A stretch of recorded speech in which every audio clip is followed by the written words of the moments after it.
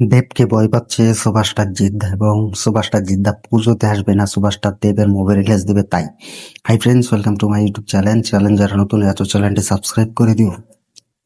Superstar Jeddah ভয় পেয়েছে, superstar Jeddah আসবে না পুজোতে এবং কেউ বলে বিপ্লবী, কেউ বলে ডাকাতি মুভি রিলিজ দিবে না। তো এটা নিয়ে দেখলাম যে যারা একটা সময় সুপারস্টার জিদ্দাকে নিয়ে ভিডিও তৈরি করতো, ভিডিও আপলোড করতো, তারা কিন্তু এইসব কথা ছড়াচ্ছেন এবং এইসব ভুলভাল আপডেট দিয়ে যাচ্ছেন। তো এটা নিয়ে কিন্তু জিৎ ভক্তরা কিন্তু খুশি এবং খুশি হয়নি, তাদের প্রিয় সুভাষটা জিদ্দাকে নিয়ে এইসব কথা বলেছেন। দেখো, সুভাষটা দিয়ে প্রতি বছর আসে, এটা নিঃসন্দেহে বলার নেই, এবং তিনি তার মুভি বড়দিন উপলক্ষে এবং পুজোতে উপলক্ষে কিন্তু রিলিজ দেয়। এটা কিন্তু নিঃসন্দেহে সবাই জানে, ছোট থেকে বড়রা। তো সুভাষটা জিদ্দার, কেউ বলে বিপ্লবী, কেউ বলে ডাকাত, এই মুভিটি পুজোয় রিলিজ হবে, এটা কিন্তু সুভাষটা জিদ্দা কিন্তু কিছুদিন আগে কিন্তু বলে দিয়েছেন। তো এখন সবাই সুভাষটা দেবদাকে নিয়ে এক্সাইটেড হয়ে আছে, সুভাষটা দেবদাকে সবাই পুজোতে চাইছে এবং সুভাষটা দেবদার কিছু মুভি পুজোতে রিলিজ করবেন, এটা নিয়ে কিন্তু নিঃসন্দেহে বলার নেই। তো অনেক যারা সুভাষটা জিদ্দাকে নিয়ে ভিডিও তৈরি করছেন, তারা বলছে সুভাষটা জিদ্দার পুরো এই মুভির বক্স অফিস ভালো কাউন্ট হবে না এবং ভালো বক্স অফিস তৈরি করতে পারবে না সুভাষটা জিদ্দা। তো এটা কিন্তু সুভাষটা জিদের কিছু ভক্তরা বলেছেন, আসলে তারা ভক্ত না, তারা ফ্যান্স না, তারা আসলে ফ্যাক। তো তারা কিন্তু এইসব কথা বলে যাচ্ছেন যে সুভাষটা জিদ্দার, কেউ বলে বিপ্লবী, কেউ বলে ডাকাত, এই মুভিটা যদি পুজোতে রিলিজ দেয় তাহলে ভালো একটা বক্স অফিস ধরতে পারবে না, এবং সুভাষটা দেবের যদি মুভি রিলিজ দেয় তাহলে তার সাথে কিন্তু লড়াই হবে এবং ক্লাশ হবে। এটার জন্য কিন্তু সুভাষটা জিদ্দা হেরেও যেতে পারে এবং সুভাষটা জিদ্দা পুরো লসের দিকে চলে যেতে পারে। তো এটা কিন্তু তারা বলছে। তো আমি তাদের উদ্দেশ্যে কথা বলতে চাই, সুভাষটা জিদ্দা কাউকে ভয় পায় না। সুভাষটা জিদ্দার মুভি রিলিজ দিতে সুভাষটা জিদ্দার কোনো সময় লাগে না এবং সুভাষটা জিদ্দার কোনো দম থাকে না এবং দম লাগে না। তো তিনি যে কোনো সময় যে কোনো মুহূর্তে আসে, এটা তো গোটা বাংলা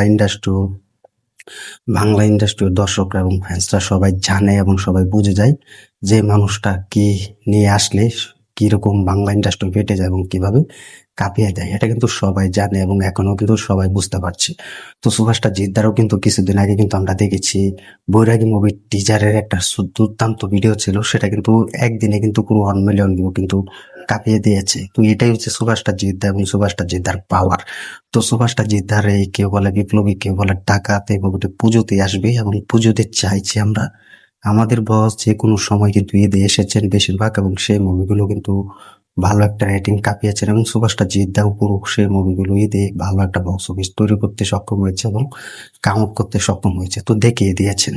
তো আমাদের বস এখন পুজোতে আসবে, প্রায় প্রায় 4 থেকে 5 বছর পর কিন্তু পুজোতে আসছেন এবং পুজোতে এসে কিন্তু পুরো দমিয়ে কিন্তু লাগিয়ে দিবেন। সুভাষটা দেবদারও টাইম নেই, সুভাষটা দেবদার যে মুভি রিলিজ দিবে তার সাথে সুভাষটা জিদ্দার পুরো সুপার হিট মুভি হবে। আমরা দেখেছি সুভাষটা দেবদার মুভি কিন্তু সুভাষটা জিদ্দার সাথে কিন্তু রিলিজ দিয়েছে, সেটা কিন্তু ব্যর্থ হয়েছে এবং হেরেছে।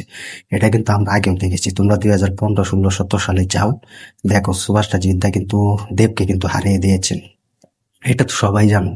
তো এখন সুভাষটা দেবকে ভয় পাবে, সুভাষটা দেবের মুভিকে ভয় পাবে। তো এটার জন্য তার মুভি পুজোতে রিলিজ দিবেন, এটা কখনো হয় না। আমাদের সুভাষটা জিদ্দার দম আছে, পাওয়ার আছে, টলিউড অফ দ্য সেরা সুভাষটা জিদ্দা এবং টলিউডের বস।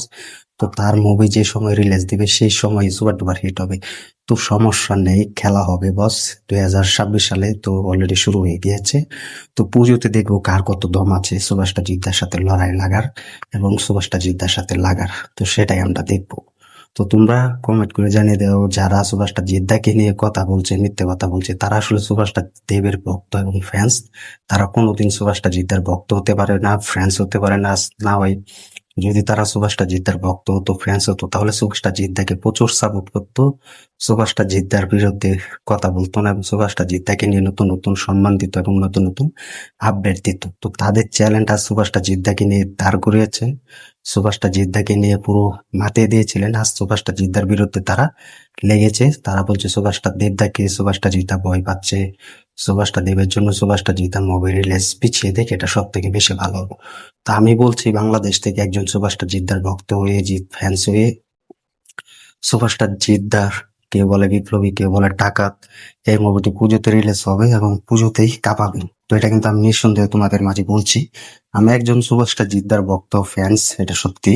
তো এখন সুভাষটা জিদ্দার পাশে আছি, থাকবো এবং সুভাষটা জিদ্দাকে নিয়ে ভিডিও তৈরি করে যাব তোমাদের।